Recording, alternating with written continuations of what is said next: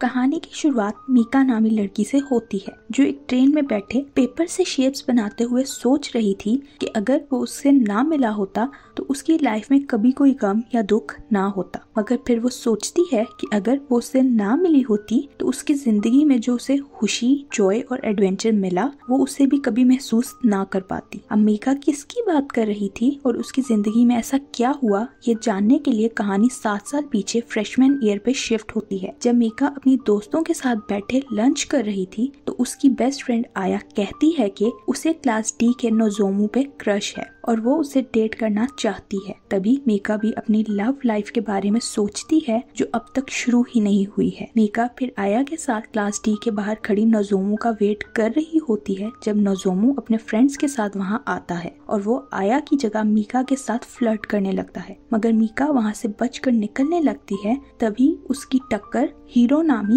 लड़के से हो जाती है और वो उससे डरते हुए फौरन वहाँ से भागने की करती है। थोड़ी देर बाद आया भी मीका के पास आती है और कहती है कि उसे नोजोमो का नंबर तो मिल गया मगर वो उसकी जगह मीका को डेट करना चाहता है, जिस पर मीका कहती है कि वो कभी भी फ्रेंड्स को नहीं तोड़ेगी। नोजोमो सिर्फ आया का है, जो सुनकर आया बहुत खुश हो जाती है। नेक्स्ट डे मीका स्कूल जाते वक्त जब आया का मेकअप देखती है तो पूछती है कि उसने इतना मेकअप क्यों किया है, जिस पर आया कहती है कि उसने नोजोमो को इम्प्रेस करने के लिए ये सब किया। मीका उसका मजाक उड़ाते हुए उसकी फेक आईलैश उतार देती है, जिस पर आया मीका से बदला लेने के लिए उसके पीछे भागती है। वहीं सामने हीरो साइकिल पे बैठे हुए ये सब देख रहा था। तभी पीछे से मीका का वॉइस ओवर आता है जिसमें वो कह रही थी कि प्यार तो ऑलरेडी मीका की लाइफ में आ गया था मगर मीका को ही मालूम नहीं था। ऑफ टाइम पे मीका को उसका फोन नहीं मिल रहा होता तो वो आया को कॉल करने का कहती है। तभी उसे याद आता है कि उसका फोन तो शायद लाइब्रेरी में रह गया है। वो फोन लाइब्रेरी में ढूंढने जाती है जब उसका फोन रिंग करता है और उसे एक शेल्फ पे अपना फोन पड़ा मिलता है। वो कॉल उठाकर आया को कहती है कि उसे फोन मिल गया मगर आगे से कोई लड़का बोलता है जो सुनकर मीका हैरान रह जाती है। वो लड़का कहता है कि उसने ही मीका का फोन शेल्फ पर रखा था ताकि मीका को आसानी से मिल जाए। मीका फिर कॉन्टेक्ट से आया का नंबर डायल करने लगती है तो उसके सारे कॉन्टेक्ट्स और मैसेजेस डिलीट होते हैं और वो दोबारा से उसी लड़के के नंबर पर कॉल करती है और पूछती है कि क्या उसने सारे कॉन्टेक्ट्स डिलीट किए हैं, जिस पर वो लड़का मान जाता है कि ये उसी की हरकत है और कहता है कि अगर किसी ने मीका को वाकई में कांटेक्ट करना होगा तो वो खुद ही कर लेगा। मीका को किसी का इंतजार करने की जरूरत नहीं और फोन काट देता है। मीका अब रात को सो रही होती है जब दोबारा मीका को उसी लड़के की कॉल आती है, जिस पर मीका को बहुत गुस्सा आता है और वो उसे दोबारा तंग ना करने का कहती हुई फोन काट देती है। पर वो लड़का अब बाज आने वाला नहीं था। मीका के स्कूल में समर वेकेशन शुरू हो जाते हैं और उसे दोबारा उस लड़के का फोन आता है जो मीका से कहता है कि वो उसका फ्रेंड है। आखिर उसने मीका का फोन ढूंढा था। उस लड़के की इतनी कोशिश के बाद वो आखिर मीका का दिल जीत लेता है और उन दोनों के बीच बात शुरू हो जाती है। मीका उसे उसका नाम पूछती है मगर वो मीका को अपना नाम नहीं बताता और कहता है कि ये एक सीक्रेट है। मीका उस लड़के से उसकी डिस्क्रिप्शन मांगती है ताकि वो उसका स्केच कर सके मगर कोई फायदा नहीं होता। ऐसे ही टाइम गुजरता है और मीका और उस लड़के की काफी दोस्ती हो जाती है, यहाँ तक कि वो लड़का मीका को पसंद भी करने लगता है। वेकेशन खत्म होने पर मीका उस लड़के को मिलने का कहती है मगर वो नहीं मानता। एक दिन उस लड़के की मीका को कॉल आती है और वो उससे आसमान में फ्लाइंग रॉकेट की पिक्चर बनाने का कहता है और सेम पिक्चर वो लड़का भी क्लिक करता है। कुछ दिन ऐसे ही गुजर जाते हैं। अब मीका की बर्थडे नाइट होती है जहाँ मीका अपने पेरेंट्स को लड़ता देख बहुत दुखी हो जाती है और रूम में आकर उस लड़के को कॉल कर सब बताती है, जिस पर वो लड़का मीका को हैप्पी बर्थडे विश करता है और उसे सुबह स्विमिंग पूल के पास आने का कहता है जहां वो उसकी बर्थडे सेलिब्रेट करेंगे, जो सुनकर मीका बहुत खुश हो जाती है। अगले दिन आया से मेकअप करवा के मीका स्विमिंग पूल के पास उस लड़के का वेट कर रही होती है जब उधर हीरो फ्लावर्स लिए आता है और मीका को मेकअप में देखकर उसका मेकअप उतारता ये कहता है कि वो बगैर मेकअप के ज्यादा प्यारी लगती है। मीका को यकीन नहीं आता कि वो लड़का हीरो है, जिस पर हीरो उसे वही फ्लाइंग रॉकेट वाली पिक्चर दिखाता है और मीका बहुत नर्वस फील करते हुए वहाँ से भागकर क्लास में आ जाती है, जहाँ वो आया को बताती है कि वो मिस्टीरियस बॉय और कोई नहीं बल्कि हीरो है, जिस पर आया कहती है कि हीरो की तो किसी दूसरे स्कूल में गर्लफ्रेंड है, जो सुनकर मीका को बिल्कुल अच्छा नहीं लगता। ऑफ टाइम पर मीका हीरो को कहीं जाता देख उसका पीछा करती है जहाँ हीरो फ्लावर्स के लिए खाद लाया होता है और वो मीका को देखकर कहता है ये वही फ्लावर्स हैं जो वो उसके लिए लाया था और फिर वो पानी फ्लावर्स पर डालते हुए मीका को सामने देखने का कहता है, जहाँ एक रेनबो निकला हुआ था। वो मीका से कहता है कि ये उसका बर्थडे गिफ्ट है, जो सुनकर मीका मुस्कुराती है और हीरो से उसकी गर्लफ्रेंड का पूछती है, जिस पर हीरो बताता है कि पहले थी पर अब नहीं है। इसके बाद मीका और हीरो में बहुत गहरी दोस्ती हो जाती है और वो दोनों अक्सर लाइब्रेरी या कहीं बाहर मिलना शुरू हो जाते हैं। एक दिन हीरो मीका को लाइब्रेरी आने का मैसेज करता है और वो टीचर से एक्सक्यूज करते हुए हीरो के पास लाइब्रेरी जाती है, जो उसे बाकी क्लासेस बंक करने का कहते हुए अपने साथ अपने घर ले जाता है, जहाँ मीका की मुलाकात हीरो की बहन से होती है। वो दोनों हीरो के रूम में बैठे होते हैं जब हीरो मीका को किस करता है और दोनों इंटीमेट होना शुरू हो जाते हैं। सारी शाम इकट्ठे गुजारने के बाद मीका की जब आंख खुलती है तो वो कपड़े पहनकर घर जाने लगती है, जब वो हीरो को नींद में किसी साकी का नाम पुकारते सुनती है, जिस पर मीका का दिल बहुत टूट जाता है। रास्ते में उसे हीरो का मैसेज आता है कि वो वहीं सोया रह गया और उम्मीद करता है कि मीका ठीक से घर पहुंच जाएगी, जिस पर मीका पहले उसे टेक्स्ट पर साकी का पूछने लगती है कि क्या वो उसकी एक्स गर्लफ्रेंड है, मगर फिर डिलीट करते हुए वो पूछती है कि क्या वो उसको ट्रस्ट कर सकती है, जिस पर हीरो कहता है कि हाँ जरूर। हीरो नेक्स्ट डे मीका को डेट पर ले जाने के लिए एक जगह बुलाता है, जहां से मीका को कुछ गुंडे किडनैप करके फील्ड्स में ले आते हैं, जिनसे मीका बचने की लाख कोशिश करती है मगर कोई फायदा नहीं होता। वो बेरहम लोग मीका की वीडियोस बनाते हुए उसके साथ जबरदस्ती करके उसे बुरे हाल में वहीं छोड़ते वहां से चले जाते हैं। रात को जब मीका को होश आता है तो वो वहां से निकलकर वापस घर जा रही होती है, तो हीरो मीका को ढूंढते हुए उधर आ जाता है, जिसे देखकर मीका छुप जाती है, मगर मीका के फोन की रिंग से हीरो उसे ढूंढ लेता है और उसे इस हालत में देखकर वो शॉक्ड हो जाता है, पर फिर उसे गले लगाकर उससे माफी मांगता है कि वो उसे बचा नहीं सका और प्रॉमिस करता है कि वो उसका बदला लेकर रहेगा। वो मीका को अपनी बहन के पास छोड़कर उन गुंडों तक पहुंच जाता है, जिनको वो बहुत ज्यादा मारता है और फोन से वीडियोस डिलीट करवा के ये सब करने की वजह पूछता है। तभी उस पर रिवेल होता है कि उन्हें ये सब करने के साकी ने पैसे दिए थे। हीरो तभी साकी को मीका के सामने लाकर गिराता है और मीका से पूछता है कि वो उसे क्या सजा देना चाहती है। मीका शॉक में होने की वजह से कुछ नहीं बोल पाती, जिस पर हीरो उसकी हालत देख उसे हक कर लेता है। हीरो की बहन गुस्से में आई साकी को पकड़कर कैंची से उसके बाल काटने लग जाती है और हीरो फिर मीका को उसके घर ड्रॉप कर देता है। मीका की मदर डॉक्टर होने की वजह से उसे फौरन हॉस्पिटल लेकर जाती हैं और सारे चेकअप के बाद वो मीका को आकर कहती हैं कि उनकी बेटी बहुत स्ट्रॉन्ग है और उन्हें यकीन है कि वो इस मुश्किल से लड़कर वापस नॉर्मल हो जाएगी। मीका फाइनली कुछ दिन स्कूल से ऑफ लेने के बाद अब वापस अपनी लाइफ को कंटिन्यू रखने के लिए स्कूल जाती है, जहाँ हीरो उसे देखकर बहुत खुश होता है। मीका अब आहिस्ता आहिस्ता अपनी लाइफ में वापस आना शुरू होती ही है, पर शायद उसकी जिंदगी में सुकून लिखा ही नहीं था। उसे एक अननोन नंबर से मैसेज आता है कि वो हीरो से दूर रहे, मगर मीका मैसेज को इग्नोर कर देती है। पर अगले ही दिन मीका का नंबर हर क्लास के बोर्ड पर लिखा होता है और साथ ये भी कि रात गुजारने के लिए मुझे कॉल करें, जो देखकर मीका रोने लगती है। तो हीरो गुस्से में हर क्लास के बोर्ड को साफ करता है और मीका की क्लास में आकर बोर्ड को साफ करके सबको धमकी देता है कि अगर किसी ने दोबारा मीका को तंग किया, चाहे वो लड़का हो या लड़की, हीरो उसे नहीं छोड़ेगा और मीका को लेकर लाइब्रेरी में आ जाता है, जहाँ मीका हीरो को थैंक यू करते हुए उसे किस कर लेती है, जिस पर हीरो मीका को गले लगा लेता है और वो दोनों फिर से एक दूसरे के काफी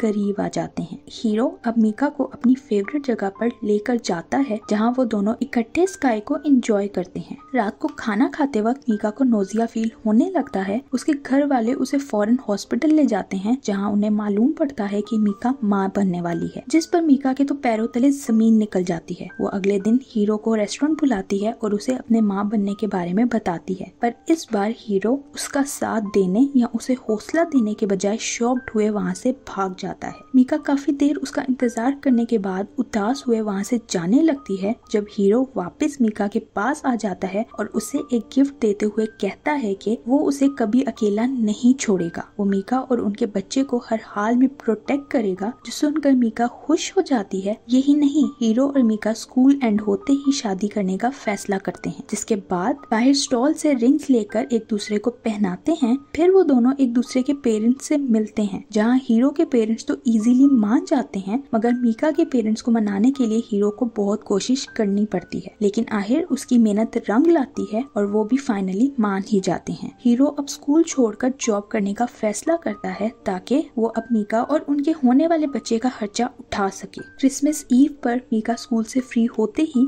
हीरो से मिलने जा रही होती है जब उधर एक ग्रुप आता है और उसमें से एक लड़की मीका से पूछती है कि हीरो स्कूल क्यों नहीं आ रहा और कहती है कि उसने कितनी दफा मीका को हीरो से दूर रहने के लिए वार्न किया था। ये कहते ही उसे सीढ़ियों से नीचे धक्का दे देती है। मीका फिर उठकर उसे कहती है कि वो हीरो को पसंद करती है और किसी की धमकी भरे मैसेजेस से डर कर वो हीरो को नहीं छोड़ेगी। रात को मीका और हीरो अम्यूजमेंट पार्क में फिर रहे होते हैं जब मीका के पेट में बहुत ज्यादा दर्द होना शुरू होती है और इसी वजह से उसका मिसकैरेज हो जाता है। मीका जब हॉस्पिटल से डिस्चार्ज होती है तो हीरो मीका से मिलने आता है और वो दोनों एक दूसरे के गले लगकर बहुत रोते हैं। मीका फिर एक स्नोमैन पकड़े हीरो के साथ उसी फ्लावर्स वाली क्यारी में उसे रखती है और वो दोनों प्रॉमिस करते हैं कि वो दोनों हर साल 24 दिसंबर को अपने बेबी से मिलने आएंगे। कहानी अब मीका और हीरो के स्कूल के सेकंड ईयर पर शिफ्ट होती है जहाँ मीका हीरो से मिलने उसके घर जाती है, मगर मीका की बहन कहती है कि हीरो घर पर नहीं है। हीरो काफी दिनों से मीका का फोन नहीं उठा रहा था और ना ही स्कूल आ रहा था। मीका के जाते ही हीरो की बहन हीरो के रूम में जाकर उसे कहती है कि वो आखिर कब तक मीका से भागता रहेगा। मीका को रात में आया की कॉल आती है जो उससे पूछती है कि हीरो के घर कल पार्टी है तो वो आएगी ना, जिस पर मीका चुप कर जाती है कि उसे तो ऐसी किसी पार्टी के बारे में कुछ नहीं पता, मगर फिर भी वो आया के साथ जाने का वादा करती है। नेक्स्ट डे हम इन सबको हीरो के घर पर देखते हैं जहाँ ये सब बहुत ज्यादा ड्रिंक कर लेते हैं। रात को सोते वक्त नजोमो मीका को अपनी गर्लफ्रेंड समझकर किस करने लगता है, मगर मीका उसे धक्का देकर वॉशरूम में जाकर फ्रेश होती है। जब वो वापस रूम में जाने लगती है तो हीरो को किसी और लड़की को किस करता देख वो तो पूरी तरह टूट जाती है और सदमे की हालत में वहाँ से भाग जाती है, जिसे जाता खिड़की से हीरो देख लेता है। नेक्स्ट डे लाइब्रेरी में मीका हीरो से मिलने आती है जिस पर हीरो कहता है कि अब उन्हें ब्रेकअप कर लेना चाहिए क्योंकि मीका ने नोजोमो को किस किया था, जिस पर मीका कहती है कि ऐसा कुछ नहीं है और ये बात वो भी जानता है, बल्कि वो किसी और को किस कर रहा था, जिस पर हीरो कहता है कि हिसाब बराबर हुआ इसलिए उन्हें अब बस ब्रेकअप कर लेना चाहिए, जिस पर मीका गुस्से में अपनी रिंग फेंक कर वहाँ से चली जाती है। मगर उसे हीरो की बहुत ज्यादा याद आती है और वो उसे बहुत मैसेजेस करती है, बात करने की भी कोशिश करती है, मगर हीरो बस उसे इग्नोर करता रहता है। इस सबसे तंग आए फाइनली मीका हीरो को मैसेज करती है कि वो उसकी फेवरेट प्लेस पर हीरो का इंतजार करेगी और अगर वो ना आया तो वो उसे दोबारा कभी मैसेज नहीं करेगी। नेक्स्ट सीन में हम मीका को उसी जगह हीरो का इंतजार करते हुए देखते हैं जब हीरो उधर आकर मीका से कहता है कि वो अब वाकई मीका से ब्रेकअप करना चाहता है और अपनी रिंग मीका की तरफ फेंक कर चला जाता है। मीका अब दोबारा कभी प्यार न करने का फैसला करते हुए बड़ी मुश्किल से अपने आप को संभालती है। ऐसे ही वक्त गुजरकर क्रिसमस ईव पर शिफ्ट होता है जब आया मीका को अपने घर पार्टी पर इनवाइट करती है, जहां उसका एक फ्रेंड यू मीका को देखते ही उसे पसंद करने लग जाता है, मगर मीका खुद को बहुत लेफ्ट आउट फील करती है और वो वहां से अपनी बेबी के पास फ्लावर्स रखने आती है, जहां ऑलरेडी ग्लव्स रखे देखकर वो हीरो को ढूंढने लगती है, मगर हीरो की जगह वहां यू अम्ब्रेला लिए मीका का इंतजार कर रहा था जो मीका को उसके घर भी ड्रॉप करता है। यू अब मीका को कॉलेज के लिए ट्यूशन दे रहा होता है। वो एक दिन मीका को फ्लावर्स देते हुए पूछता है कि हीरो किस तरह का पर्सन था, जिस पर मीका कहती है कि वो बिल्कुल एक रिवर की तरह था जो बस चलती रहती है। तो यू कहता है कि वो मीका के लिए एक सी बनेगा जो उसका हमेशा वेट करेगा और उसे प्रोटेक्ट करेगा। अगली रात मीका रोते हुए यू के पास पहुंचती है क्योंकि उसके पेरेंट्स डिवोर्स लेना चाहते हैं, पर वो नहीं चाहती कि ऐसा कुछ भी हो। वो इतनी डिस्टर्ब थी कि रोते हुए वहीं सो जाती है। अगली सुबह यू मीका को वापस उसके घर लेकर जाता है जहाँ सारी पिक्चर्स को जमीन पर टूटे हुए पड़ा देख मीका बहुत डिस्टर्ब हो जाती है। यू उसे अपसेट देख उन पिक्चर्स को टेप से जोड़ता है और मीका के पेरेंट्स के सामने खुद को उसका बॉयफ्रेंड कहकर इंट्रोड्यूस करवाता है। वो उन्हें वो पिक्चर्स देकर कहता है कि मीका नहीं चाहती कि वो डिवोर्स लें और वहाँ से चला जाता है। मीका के पेरेंट्स को पिक्चर्स को वापस वैसा जुड़ा देखकर एहसास होता है कि डिवोर्स का सबसे ज्यादा असर उनके बच्चों पर होगा, इसलिए वो अपने बच्चों के लिए अपना फैसला बदल लेते हैं, जिसके बाद वो लोग वापस से हैप्पी फैमिली की तरह बन जाते हैं। मीका का अब यू के कॉलेज में एडमिशन हो जाता है और वो फाइनली अब हीरो से मूव ऑन करने लगती है। वो फिर से 24 दिसंबर को अपने बेबी के पास फ्लावर्स रखने जाती है, जहाँ उसकी मुलाकात हीरो से होती है जिसने कैप पहनी हुई थी, जो बात मीका को बहुत अजीब लगती है और वो हीरो से दोबारा से पूछती है कि आखिर ऐसा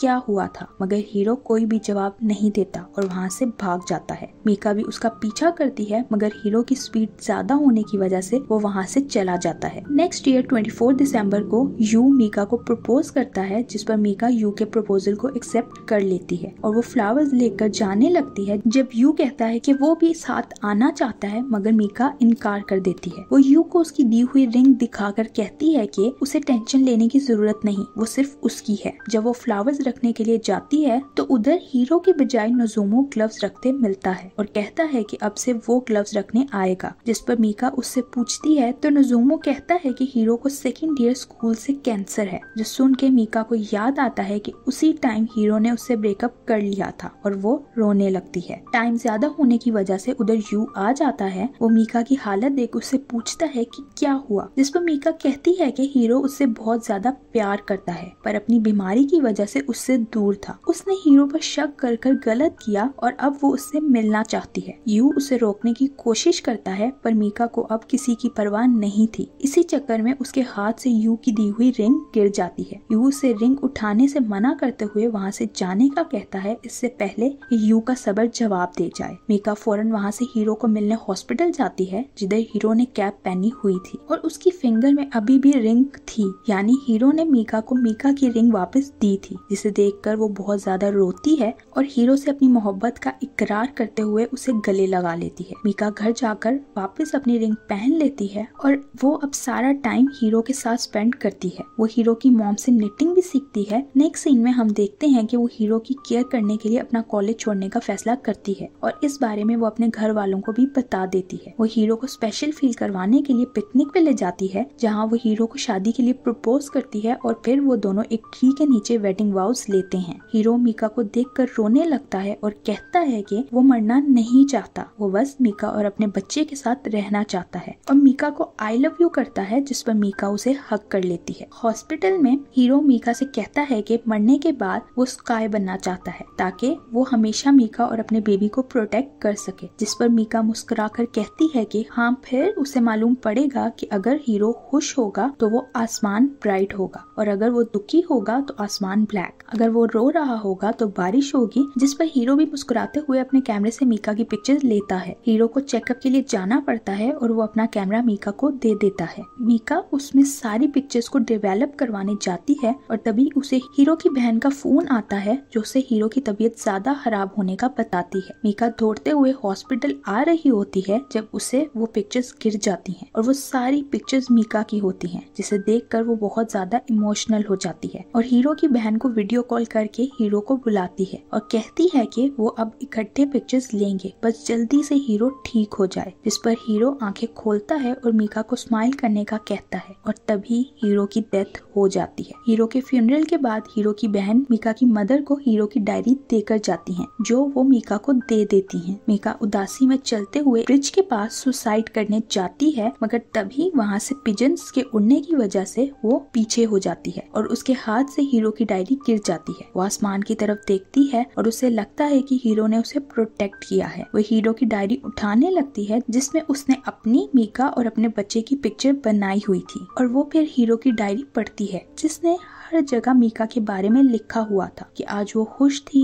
या वो उदास थी। ये सब पढ़ के मीका रोने लगती है। कहानी वापस प्रेजेंट पर शिफ्ट होती है, जहाँ मीका कहती है कि वो सारी जिंदगी हीरो की यादों के साथ गुजारना चाहती है। स्टेशन पर मीका के पेरेंट्स उसे रिसीव करने आते हैं और वो उनके साथ घर चली जाती है। यहीं पर यह कहानी एंड हो जाती है। Thank you for watching.